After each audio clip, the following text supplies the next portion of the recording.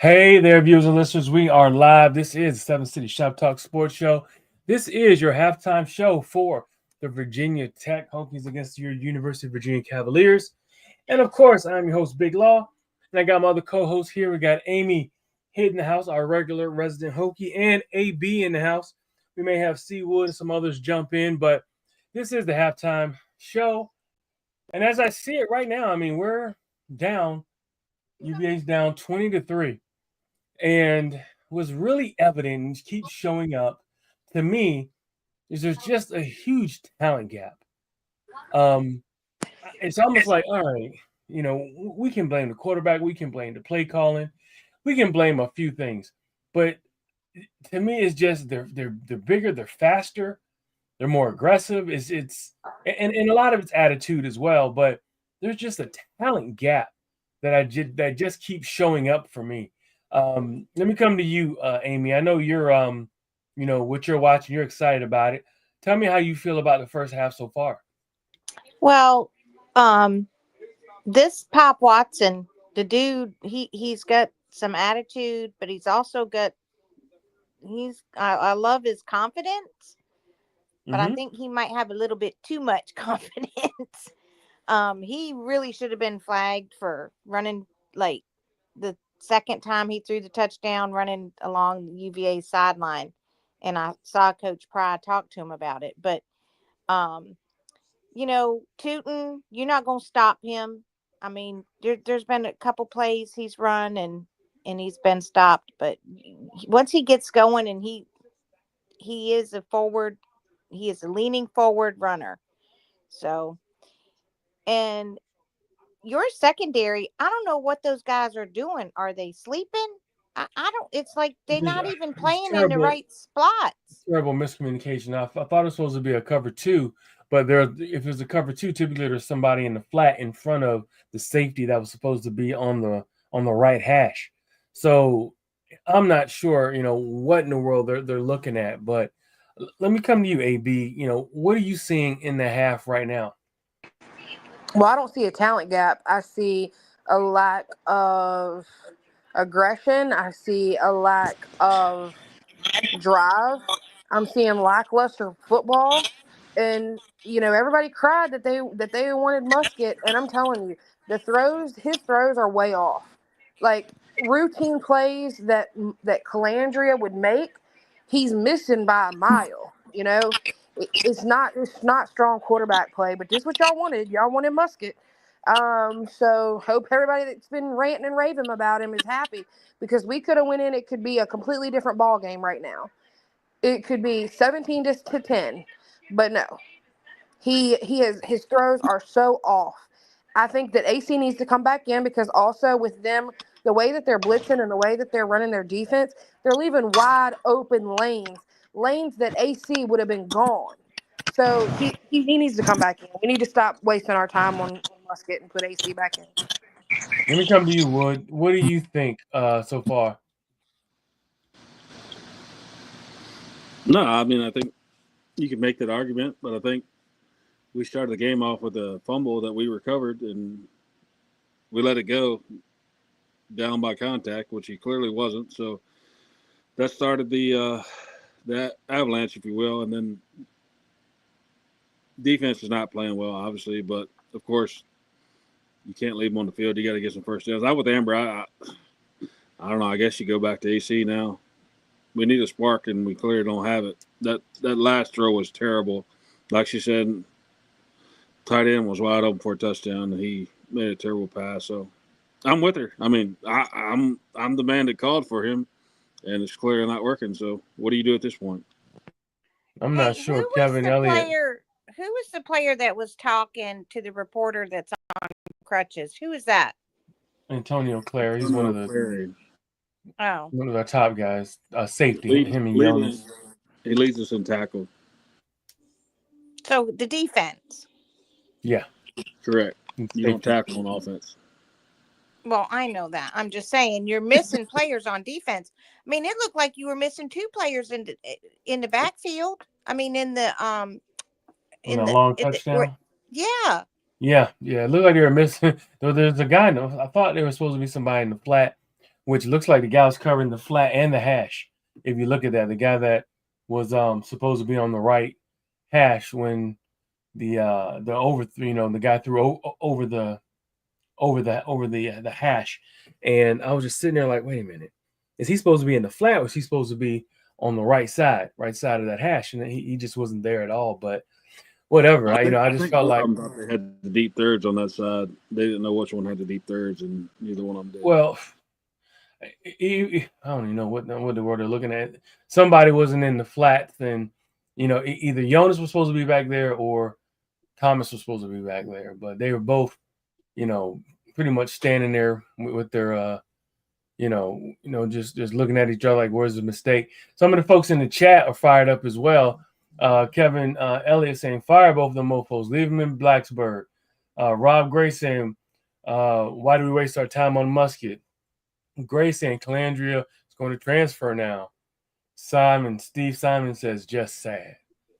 Kevin Stidham, coaches are lethargic. The energy starts with them, and they look defeated before the game started. That is interesting. But I mean, Amy said you can't stop Tootin. We have stopped him. The only two scores that they have were on deep bombs to Felton and Lane. Outside of that, we've controlled them defensively for the most part. It's in the air that we're struggling with. And I was sitting here talking to Lucas. AC is such a good runner. Why don't we have him? Like, you can put him out there as a wide receiver. Yeah, or you can put him out there just on some packages. I mean, if you want to keep Musket at quarterback, take advantage of AC's legs. I think you can put him out there for just some packages, just to, give a little bit of a switch up. Patty saying, it's just so sad. I expected more.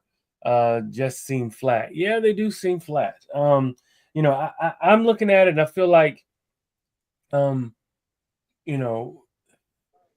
you said something, you said that Pride's going to lose his job. If this doesn't get better, I mean, I know Virginia doesn't like throwing good money behind bad money. They like, to spend their money and don't like to pay, extra money out to get some more leadership. But, would they release Elliott after this? Because this is lackluster right now for this squad. I would like to see them be more aggressive, like AB said. The whole thing about bringing AC, and I think there's some packages you can put him in. Therefore, and AB's right. Switch him back out. Put Musket in, but it's clearly Musket. Only had 3 plays up until 5 minutes left in the half. So that you can kind of see where he came in and he was cold, and then he was even more out of rhythm by the time getting close to halftime with only 5 minutes or 6 minutes plus to get more than, because he only had 3 plays for a quarter and a half. So tell me, I mean, what are some of the things that you would like to see moving forward, if they're going to get back into this game? They get the ball back after halftime. That's the one good thing. Well, they got to score. They got to score on that position, obviously. But I think whatever Calandria did must have been pretty bad. I don't think it's performance based. Whatever he did with that altercation or whatever must have been pretty bad if he's not in the game at this point, or at least coming out in the second half. But you got to put together a good drive, obviously, coming out of half, and you got to get the defense off the field. But I mean, at this point, that read option is killing us when they fake the run and then they pitch it to the outside or the quarterback keeps it. I mean, he's looking like Michael Vick, but whatever Calandria did, it must have been pretty bad. I don't think it's solely performance based. I think there's a lot of stuff we don't know, but it had to be something bad in my opinion. That fumble, you're talking about the fumble where the that wasn't a fumble. When his elbow hit the ground is when it popped out. It looked like a fumble. Are you talking about the first possession? I believe so. The one where the guy was twisted around and he was airborne. His elbow didn't hit. No, the first possession that was clearly a fumble. His hand hit, which caused the ball to come out. His elbow didn't hit until after the ball was out. Yeah, that was clearly a fumble. I don't know why we missed that. And they sped up, but we had plenty of time to challenge. That was clearly a fumble. Mike Jones says, I'm talking about some special plays Elliott didn't have in this game plan. Not smart enough. Okay, Kevin says, why aren't we blitzing? I tell you, the kid they have back there, quarterback, is nimble, man. He's to be a redshirt freshman. He doesn't look like it. He doesn't look like he looks like he's very comfortable back there. He's fleet footed, and it's obvious they know that they cannot blitz him recklessly. There's been some plays where our guys have gotten upfield, our defensive ends have gotten upfield and left, an open lane for him to run up in, and get extra yardage or to extend the plays. And that's because our defensive ends are rushing upfield so far that, they think he's like a pocket passer. But, you got to rush and be careful and keep him in your lanes, keep him caged in, similar to what they did against the Boston College guy. But I get it. Maybe there wasn't enough film on him to kind of get him, like Rob says, our defense makes the QB look like Vic. Yeah, and he's playing out of his mind right now. Good for them. That's a third string guy.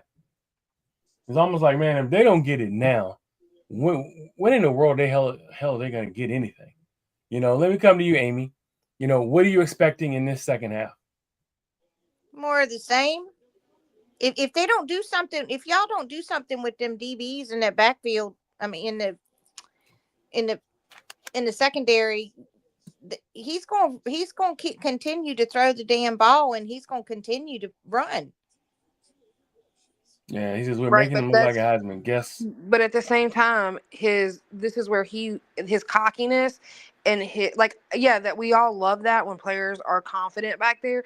But sometimes you can get overconfident, and that's where you start messing up. And Yeah, so he's he way needs to too settle down. cocky. He needs to calm his ass down. That crap he was doing running down the sideline after that second touchdown. Somebody needs to take a hold to him and grab him by that nappy hair and go on and comb it down a little bit. Calm your ass down, brother. Well, I think he getting his first start, and he's really I excited. understand. But I don't think that, but I don't you think don't. that no, I agree. I don't think that's something that should allow you to be disrespectful. He's being disrespectful. Yes, he was being to very the game. disrespectful. He's being disrespectful to the game and being disrespectful to his opportunity that he has. He looks phenomenal. He doesn't look like a redshirt freshman. He doesn't look like his first start. But Well, Tony's body language, Tony Elliott's body language. I this is mean, a defeated man to me. He looks defeated. Yep, he looks like he knows if he don't win this game, he's done. Well, I don't know what it is, but he's I don't know. He was criticized for being too fiery his first year and a half or so. And he's showing his emotion too much. His first year as a coach, and there were people who criticized him for that. But now that he's kind of more subdued and trying to, I guess, be more CEO type, presidential on the sidelines, with what's going on in the game. I don't know. I mean, what do you think you do with that, Wood? Nah, I mean, honestly, I really don't think it matters what he does if he's not producing. I like the guy. I think he'll be back next year regardless. Obviously, he's got to stop these post-game pressers. It's my fault. The guys weren't prepared. It's my fault. It's my fault. Sorry. I guess kind of old, but this game has not been about coaching by any means at all.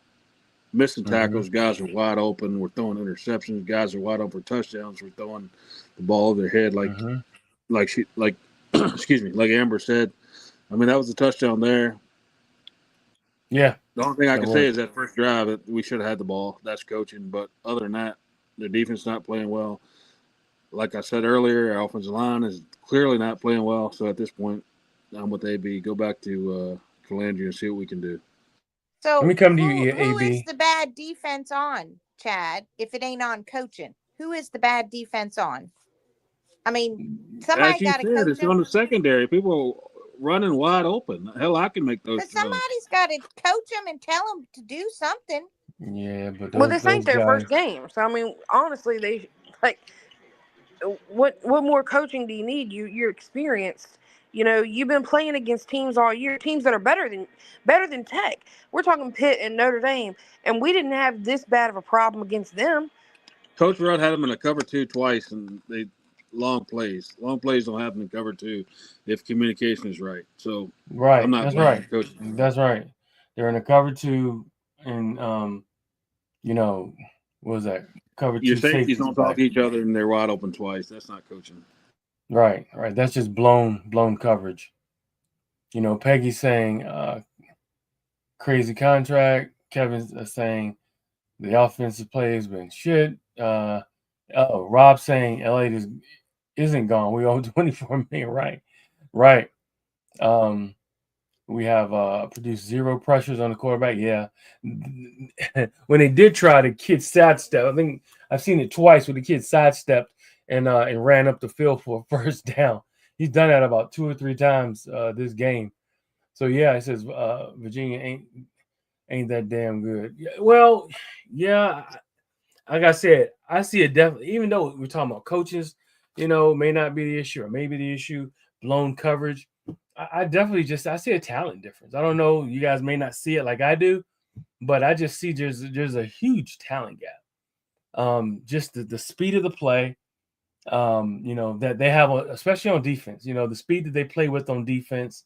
The offense, I can see our defensive line trying to hold, trying to make, something happen at the point of attack. They're still getting overtaken, and they're not getting pressure. We know when our front four are trying to get there, and then the wide receivers we're blowing coverages, but we're also not covering them well when we aren't blowing coverages either. The tight ends, I mean, I'm just seeing things, and I'm like, damn, we got one guy said we gotta do something. We gotta get more talent. We gotta recruit better. But this game, you're right, Wood. To that point, we need it. This game shouldn't be where it is right now. And that's the bottom line. 254 total yards for them, 84 for the Wahoos. So let's see what happens. I'm not a Kitchens guy either, but we complain he's too boring on first down. He runs the ball right in the middle. So he's criticized for doing the flea flicker for a sack, but I'm not a Kitchens guy by any means. But I mean, at least he did try something different. Didn't work out, so now we're killing him that he's too aggressive, and we were killing him because he's too conservative. So well, here goes the second half, guys. Let's come back for a post game. Looks like we got a fair catch, and we'll get back at it.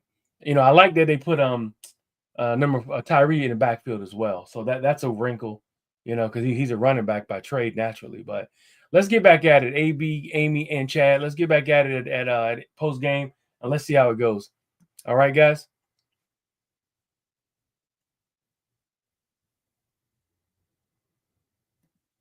AB? Yes, it's still going, it's still live. Okay. Yep.